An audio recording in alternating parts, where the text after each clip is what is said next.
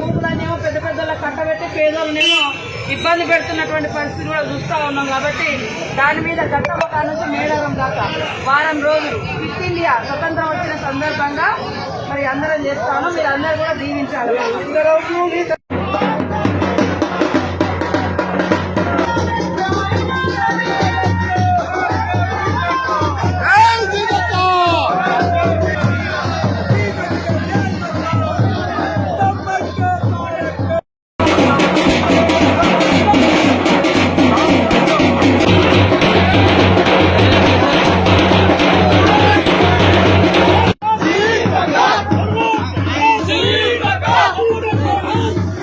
Hi friends, మా today tomorrow YouTube channel చూస్తున్నందుకు చాలా thanks.